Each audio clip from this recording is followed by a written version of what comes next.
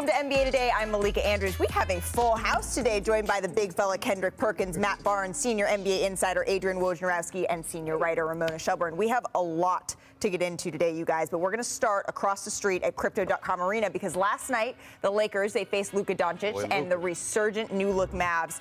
And man, Luka looked resurgent, and it started early on. You see him and LeBron there, but watch this. So you have the miss.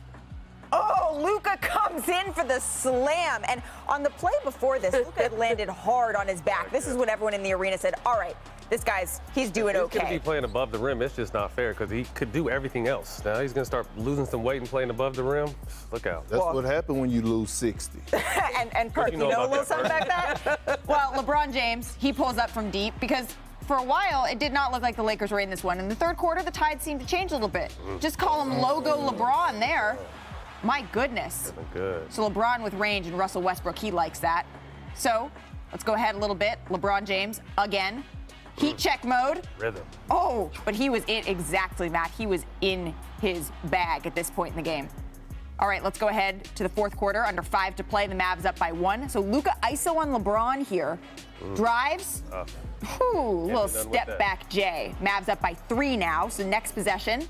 Same score here. Again, Luka ISO on LeBron. Crosses over. Gets in the lane.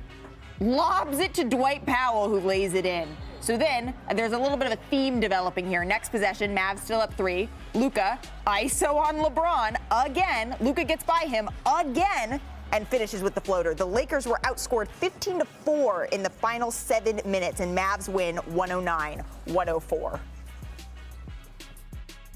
Until you stump me out, cut my head off, bury me 12 feet under, then I got a chance. So that's my confidence. Obviously, at the end of the day, we got to come in and win ball games, and we got to play better. But as long as we got more games to play, we still have a chance. So that's my confidence. I hate losing. I feel like poop right now. But tomorrow's a new day, and I'm going to be prepared and ready for the Clippers on Thursday. But that's my mindset. That's just who I am. All right. Poop. Cool. LeBron never wavers when it comes to his confidence, right, Perk? But this is a team sport. Absolutely. So should he be more concerned here, at least publicly?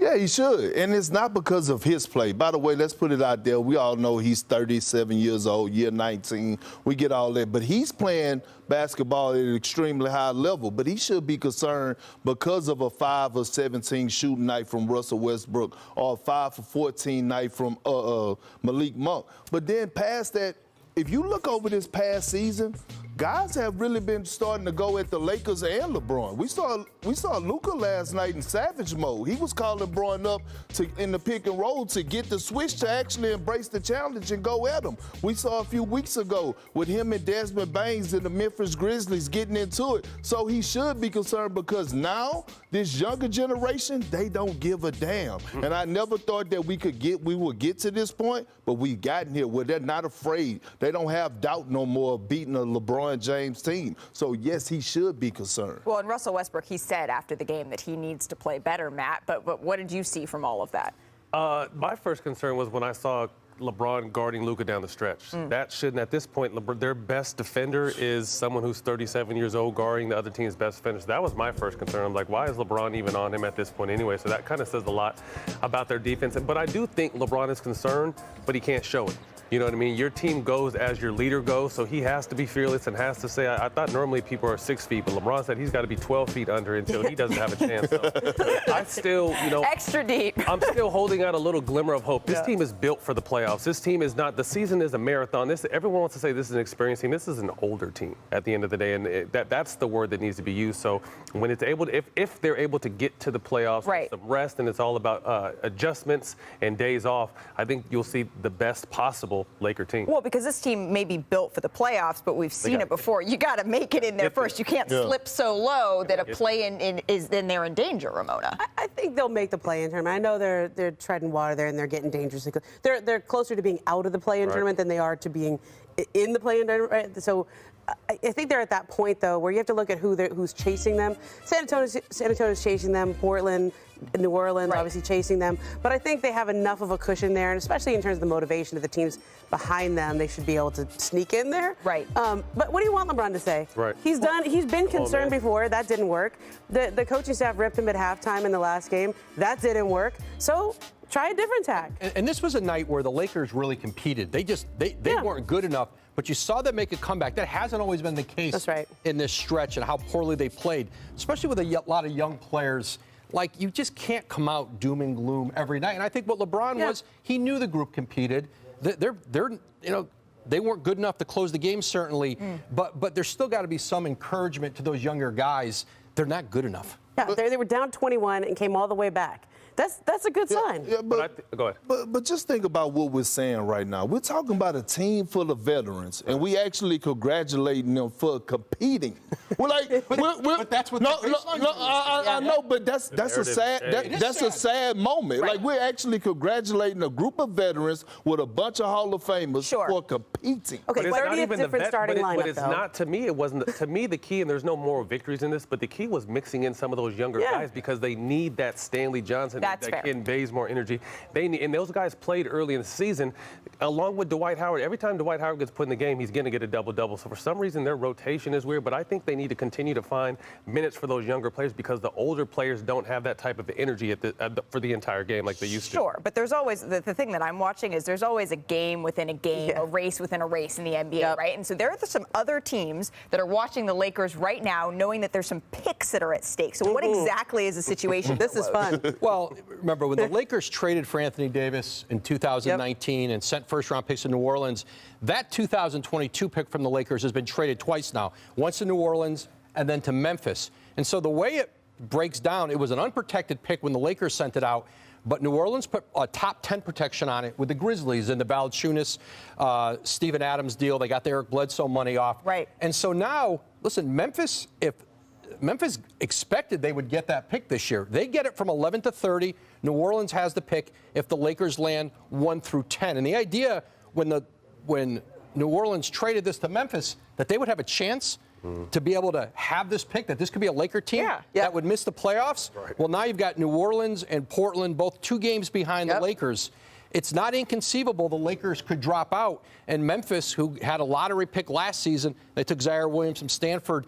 And the idea, they could have maybe 3 first-round picks this season, and a team that, could use those in a trade for a veteran player to come in and help them to move up to the top of the draft. Memphis is in a great spot. Certainly, they get the pick moving forward, based on the protections if they don't get it this year. But it's really, listen, nobody is rooting harder for the Lakers to just hold ground and hang in there and be in the play-in than the Memphis Grizzlies. And Big Perk, because he's the president of the Memphis Grizzlies fan club. All right, well, that's what could happen, right? Let's unpack here where the Lakers are currently at, joined now by NBA reporter Dave McMenamin. And Dave, in your ESPN.com article, you reported that LeBron will not be shutting it down this season. So what's the late parties involved? Yeah, Malika, just like there's going to be no rest for that gravedigger that's going to have to go 12 feet rather than 6 feet, there's going to be no rest for LeBron coming up because there's business at hand here. It's one thing trying to fulfill the role that he has committed to this franchise, that Rich Paul, his agent of Clutch Sports, reiterated to Lakers ownership last week, as Adrian Wojnarowski reported for us at ESPN. But beyond that, he still believes that there is a chance for something to turn around. Now, maybe that is hubris because he has been able to be the one guy to lead a team to a finals victory coming back from down 3-1.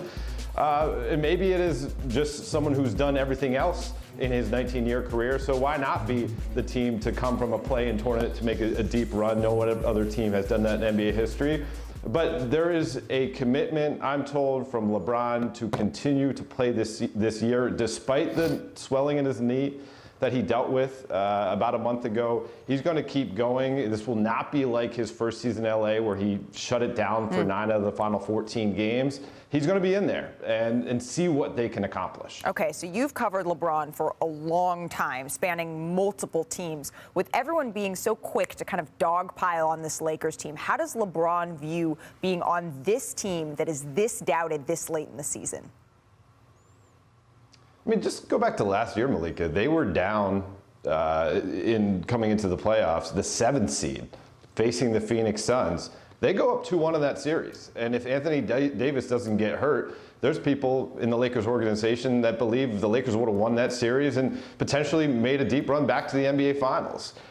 His last year in Cleveland, I remember vividly a shoe round we had in Orlando in January where the team was, I believe, in 7th place at that point. And LeBron said, hey, just get me in. Like, actually, he relished the idea of starting a series on the road because he knows that no opposing fan base is going to feel too comfortable having LeBron James, one of the Mount Rushmore players in this league, to walk into their arena to begin a series. And, that year, they ended up being the number 4 seed. They made it to the NBA Finals. And so, listen, a lot of things can break either for the Lakers or against the Lakers between now and April 10th. Yep. He's hoping some things finally go their way because obviously up to this point, nothing has gone the Lakers' direction. Absolutely, including losing Anthony Davis. And I know from talking to folks around the organization last night, the feeling is, well, maybe if he'd been available for more than 30 games, maybe all of this would look different. Dave, thank you so much. I want to stick in the West here because news out of Phoenix this morning. The team announced that star guard Devin Booker has entered the league's COVID protocols. So he will miss tonight's game against the Blazers. That's on ESPN. And the Suns, remember, they're already without Chris Paul, who's out with a thumb fracture, and Paul's 6 to 8 week injury timeline. That butts right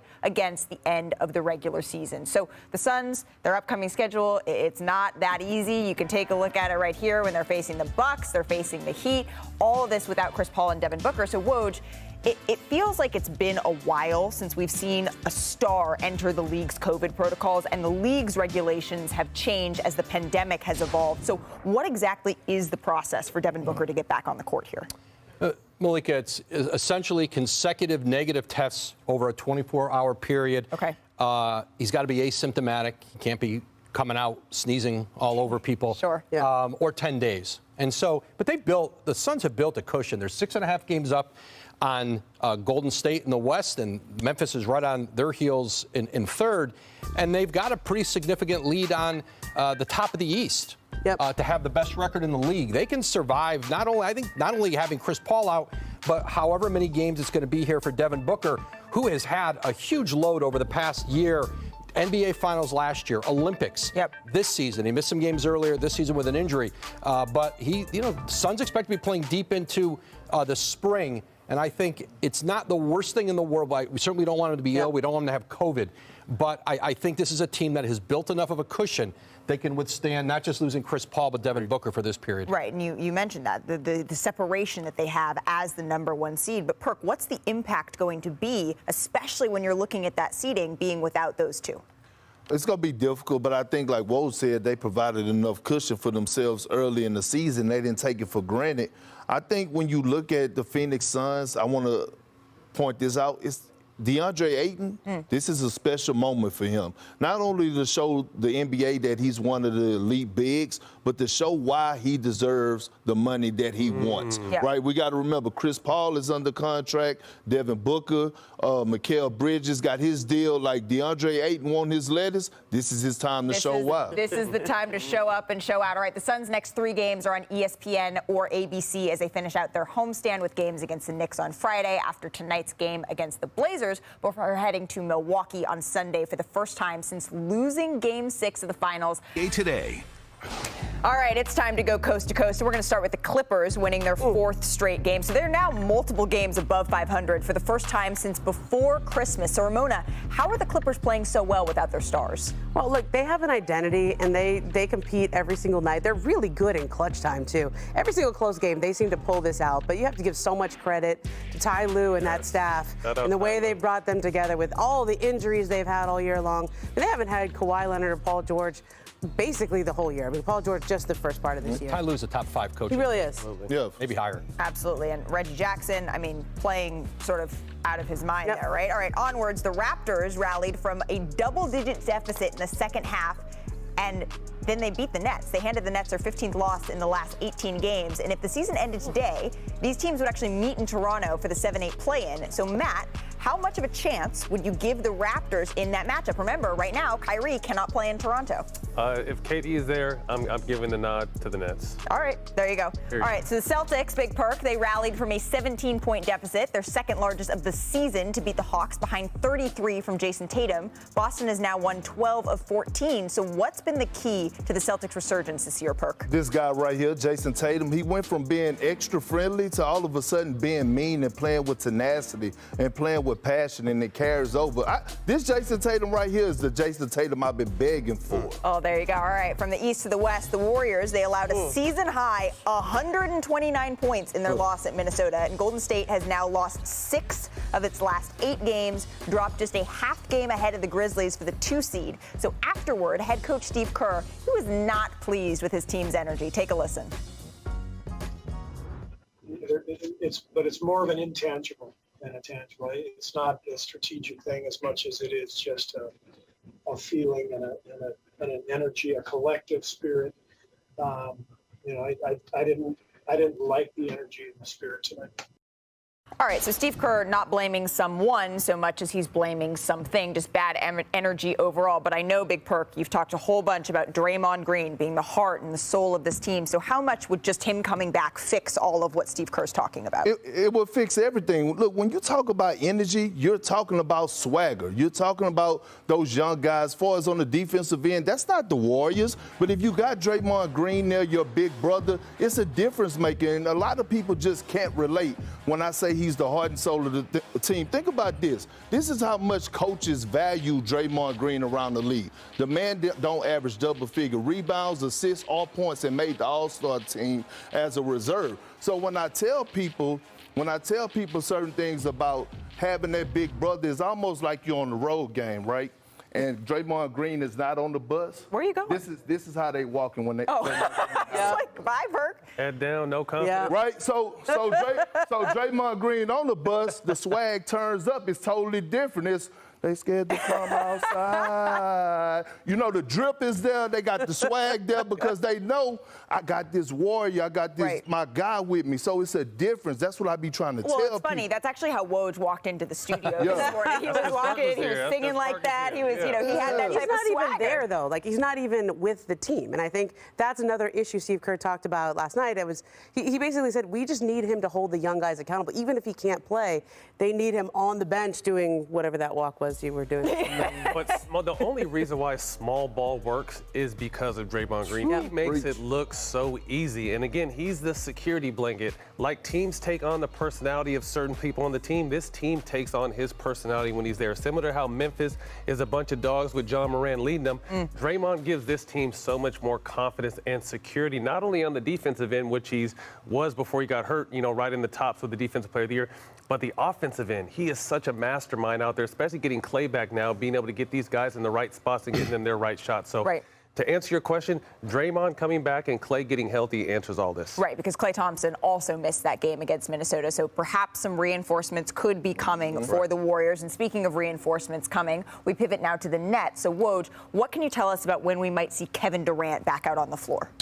Malika, the hope is tomorrow against Miami. Kevin Durant was on the floor at the Nets facility today, and essentially they're waiting for him to come in, to wake up one morning and say, I am ready to play. There's no clearance that needs to happen. He has looked tremendous, I'm told, last week, this week on the court. And there's a lot of optimism that tomorrow is the day against Miami. They don't play again until Sunday. And I think certainly that's at the latest. But barring any setbacks, I think, a lot of hope that Kevin Durant is ready to go tomorrow against Miami, and they need him back now. So some optimism that we may see Kevin Durant very soon, but Kevin is not the only star missing from the Nets. So, Ramona, the million-dollar question, when might we see Ben Simmons joining the party in Brooklyn? Well, he had a little setback with the back injury at the end of last week. They kind of slowed him down. And the Nets are really cautious with ramping somebody back up. And so he's not even doing anything with the full team. He's not going hard this week. And even when he does get back, they want him to go hard for a full week of practice before he gets back onto, or even thinks about getting back on the court. Do you stay on there? We're overly confident with the group that we have. We all have something to prove. We got one common goal. All right, I know it's only been 2 games, but the Sixers, they look like a problem for the rest of the league. So Philly is going to get their first look at James Harden at home tonight against the Knicks. And earlier today, Matisse Thybulle was asked what Harden's first game at Wells Fargo Center will be like. Take a listen. I have a feeling it's going to be pretty crazy. I mean, I had people reaching out to me because they're like, the tickets are impossible to get. They're like, you can't afford them. They're not existent. So I have a feeling it's going to be pretty crazy. I mean, yeah, people want to see greatness, and to bring a great player to a great team and turn us into a serious contender, and like honestly, I think to a certain degree a favorite in many people's eyes. Philly has always rode with us pretty hard, but I think the having a championship be so tangible now really is kind of up there. I don't think it's a reach to say that Philly has one of the loudest fan bases in the NBA, and tonight's going to be no different. We're already seeing Allen Iverson tweeting about it, and and James Harden going back and forth. So, Matt, what kind of atmosphere do you expect tonight in Wells Fargo Center? This is going to be a Game 7 of the NBA Finals atmosphere. I think this Philly fan base, like you said, very intelligent, very passionate, will get on you when they need to. They're excited. The Ben Simmons drama's past them. They've seen 2 great games, although on the road against lesser opponents, but they've played great.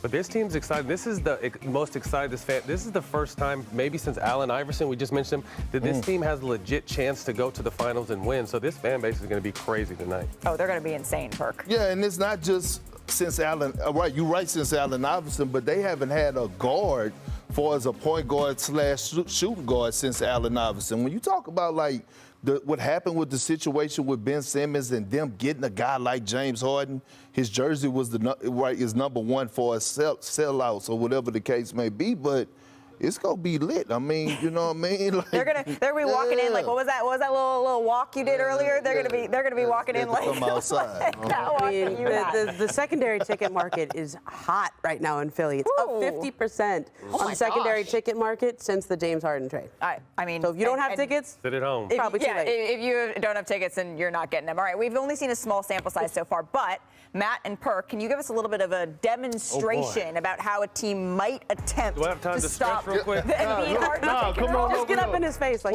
look, with a basketball at Woj, I need you for a second. All right. Come on over to the wing. Oh. So look, this is the way that you stop Joel Embiid. You know how you stop Joel Embiid? Not trying First of all, real quick, Perk, whatever we tell you right now is not going to work, but go ahead. Yeah, right. So look, Woj, you on the wing. You trying to enter the ball. Just stand right there. So this is Joel Embiid. The way that you stop Joel Embiid is, listen, you don't let him catch it. So you meet him early. He's trying to gun to the low block. I'm fighting him, I'm fronting him. I got to make it tough on him. That's the only solution, is to not let him catch the ball. That's the best way to stop Joel Embiid. Against James Harden, like he's had to guard Embiid, I think, right? You caught a little bit of him before you left? Yeah, I caught a little. And then I had to guard Harden. There's nothing you can really do with these guys. These guys are so talented, and they're back to drawing fouls. So you just got to give them different looks. You got to trap Harden. You got to go up. You got to give different guys on them. Do you double Embiid on the block? But like Perk said, he is so good at dribbling out and making a player going back one-on-one. So again, we're trying to give you a few ideas on what to do, but there's nothing you can do with these guys. So hopefully you just hope that they have off nights. I just needed Woj right there. I know, I was like, you need the Woj assist. Go ahead, pass the trade ball, Woj. Hit him with an assist, then I'll finish the Woj layup. assist. See, there you go. Little assist action. All right, here's our NBA Wednesday doubleheader on ESPN and the app. The Sixers and Knicks at 7:30 Eastern, and then it's our West Coast primetime game with the Western leading Suns hosting the Blazers. You can see all of it there. Our coverage starts with NBA Countdown at 7 o'clock Eastern. All right, there's another monster Eastern Conference matchup tonight, though. The Heat at Bucks. Miami has held the 2-time MVP in check this season. Giannis has only scored, get this, 15 points both times he's gone up against Eric Spoelstra's defense this season. So, Perk, can the Heat continue to contain Giannis like that? I hate to doubt Eric Spoelstra in his game plan. I think he's the best coach of basketball. But Giannis at home is different. And we saw that last year in the finals when he gave him that 50-piece wing dinner, lemon pepper style. But look, when you talk about Giannis, this is a guy who remembers things, right? And he always wanted to prove the doubters wrong. Throughout the course of this season, he has been struggling against the Heat. So in Giannis' mind, he's thinking he's doing everything he needs to do to make sure he go out there and get the job done. Well, there's a whole lot of tempers that could potentially be flaring in this because you have the Heat having been swept by the Bucks in the first round last year. You have PJ Tucker, who swapped teams essentially coming back, so they're going to be fired up about that. But then remember, Giannis didn't have the full arsenal behind him the first time they played. He had everybody the second time. Do you think they're going to be able to contain him? It's a tough call. I mean, as you saw the graphic they just showed, I mean, he's averaging under 18 points a game in his career against the Heat. And like Perk said, Spo is one of the best minds in the game. They did a great job of shutting down DeMar DeRozan the other night. Obviously, Giannis is a different type of beast. So there's going to be, again, several different looks and coverages to guard him. But I see Giannis being Giannis tonight, but it's definitely not going to be easy because these guys are going to make him work. They're going to foul him hard and make him play good basketball. Absolutely. That is going to be a fun game. Bam Adebayo still on the team? Yeah. See? Yeah. And there you go. Yeah. You have a little Alex Saratzis client-on-client crime there. Matt, thank you so much for joining us today on NBA Today. Big Perk, we're going to see you in just a little bit. But thank you guys so very much. Major League Baseball has canceled the start of the regular season. Every day that goes by, more regular season games are canceled. We thought we had momentum, but they just ran out of time. We have made the last proposal. You draw your own conclusion as to who ought to go next. The group won't be intimidated. Our guys care deeply about the game, care deeply about the fans. We remain committed to getting back on the field. We need to regroup and figure out how we're going to move the process forward. All right, so the NBPA, they released a statement on the MLBPA saying, quote, NBA players stand with our brothers at the MLBPA as they fight in collective bargaining for a more just and equitable system on behalf of current and future generations of professional baseball players. Okay, so back here with Ramona and Woj. And Woj, starting with you, just sort of point blank period, does the MLB lockout foreshadow anything for the NBA? Not even close. Listen, in Major League Baseball and even football to an extent, there is such an adversarial relationship between the union and the league. It's very different in the NBA. And just look at since the pandemic started, the fact that the NBA and the Players Association, they've been in constant negotiations for a couple years. They got the bubble done. They had to reduce salaries based on revenue. They got to deals, all the protocols. Baseball struggled with a great deal of that.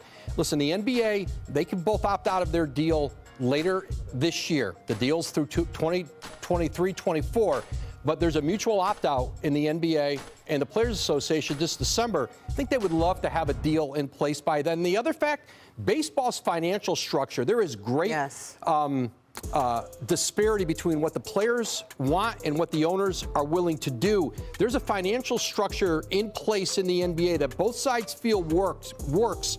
They're really negotiating around the edges of that, and that's what will ultimately, make it likely that they get to a deal without having even, never mind a lockout, even getting close to the deadline. Gotcha. Yeah, I agree with Woj. I mean, in baseball, the biggest issue right now is how young players are compensated, right? The rookie scale contracts are much better in the NBA. If there's going to be issues, it might be in terms of load management and some of the other things that the players have that gets into our conversations all the time, maybe even guaranteed money. But everybody's making money. Right. The revenues continue to go up. And so I think you're in a place with a lot of harmony where you have a commissioner who has made it a point to work with the players union and to build those bridges to where the relationship between Adam Silver, Chris Paul, the former head of the players union, was never stronger. I think he's got the same relationship with CJ McCollum, and they have an interest in not having another lockout. Absolutely. And the NBA's collective bargaining agreement, it runs through the 2023-24 season, as Woj mentioned, but either side, as he said, can opt out after the 22-23 if notice is given by December 15th. And remember, in the NBA players, they're guaranteed between 49 and 51% of basketball. But tomorrow's a new day, and I'm going to be prepared and ready for the Clippers on Thursday. But that's my mindset. That's just who I am. The Lakers are 0-3 since the All-Star break. 6 and 15 over their last 21. 6 and 15. That ain't good. They're on pace for just 36 wins this season, which would be the fewest by a LeBron James team since his rookie year. Okay, Matt Barnes bringing all the smoke, and insider Brian Windhorst with me. What's up, guys? Matt, your takeaway from the latest Lakers loss? Ugly. This is the narrative has changed so much during this season, Max. This team went from a title hopeful, odds-on favorite to are they going to make the playoffs? Normally, anytime you have LeBron on your roster, you're going to have a chance. And I still believe in this team. But I think what they did in the bubble in 2020, people don't really understand how hard it is. They've been putting a new team together every single year since LeBron has been there. And that is hard to do. They struck lightning in a bottle being able to win a championship in the bubble, but that is hard to do, and you're starting to see that. Everyone wants to say this is an experienced team. This is just an older team that's built for the playoffs. So if they're able to make the playoffs, I think, who knows if they'll win a championship, but I think we'll see better basketball because they have more time in between. It's about adjustments, and they have days off. Brian, your take on the situation in LA? Yeah, so they don't really have a choice, Max, because they don't have their draft pick this year under any circumstance. So it's not like a year ago Toronto was in this situation. They were not as good as they thought, and they kind of shut down and ended up striking lottery luck. The Lakers don't have that option. And the second thing is, like LeBron said, they do have the opportunity to catch some lightning in a bottle. There is some relevance to the fact that Anthony Davis, a top 15 player, is going to hopefully rejoin them within the month or so. And so that's what they're playing for. But I will say that, LeBron did lay the groundwork before the All-Star break that his knee is going to be bothering him the rest of the season. So I've been listening very closely, and this was the most definitive statement that he's made, that he doesn't intend to shut things down. Now, we'll see. There's still, a month and a half left. But I think it's interesting that there's two things that LeBron cares about deeply. One is winning championships. Number two is history. And so while the championship may not come this year, LeBron still does have something to play for. He's chasing Karl Malone. He should be able to catch him by the end of the season for number two, setting the stage in all-time scoring, setting the stage to catch Kareem Abdul-Jabbar next year. So LeBron will have motivation to play for that, and while he wouldn't admit that, it does matter. Matt, I remember, and I believe this was the year after you left the team. I was in L.A. doing radio and on the Lakers station, and they traded for Steve Nash and Dwight Howard, and that was and you were on the Clippers at that point, right? That was you had just been on the Pau Gasol, Andrew Bynum team. And they got rid of too many of the Matt Barneses on the previous iteration of the team. And it was Dwight and Nash and all the shiny names. And this, to me, looks like the biggest underachieving team, star-studded Lakers team since that one, right? But in that one, Kobe Bryant kind of staged a behind-the-scenes mutiny. He was like, I'm not running this D'Antoni offense. I'm going to will us to the playoffs. He did. He played himself 40-plus minutes a game. And he wound up tearing his Achilles, and he was never, that was basically the end of his career, right? As Kobe Bryant, until that 60-point performance last night of his career. So what about the fact, Brian brings it up, Wendy brings it up, at what cost do you try to squeak into the playoffs or the play-in and not win a playoff series most likely? You're going to play a 37-year-old with all these miles, 1 million minutes a game? At what point does it get dangerous, Matt? This is going to be a tough call and a tough situation. Like Brian said, they can't tank or pack it in because they really have nothing to pack it in for. So it is going to be a tough call. And again, I think all the things that Brian mentioned, although they're not discussed, LeBron is very aware of what's going on. His level of play hasn't really dipped, to be honest with you. He's still playing at a great level. The question has arisen in the last few weeks. Although LeBron is a great player, can he still carry a team? That's a big question. And I think they were hoping that Anthony Davis obviously was going to be the one that was going to do a lot of heavy lifting and allow LeBron to really shine in the playoffs. AD has been in and out the whole season. So it's going to be interesting down the stretch to see how this team plays it. Yeah, they never got enough shooting on the team. AD's not there for the defense, et cetera, et cetera. Another team out west that's struggling is the Golden State Warriors. They lost to the T-Wolves last night, are now just a half game ahead of the Grizzlies for the second seed in the West. Wendy, what's your read on what's going on with Golden State? Yeah, they got three problems. Number one, Draymond Green is injured, and we still don't have a good timetable when he's coming back, which isn't a surprise because it's a back injury. Number two, they're just weak at the big man spot. Karl Anthony Towns did a number on them last night,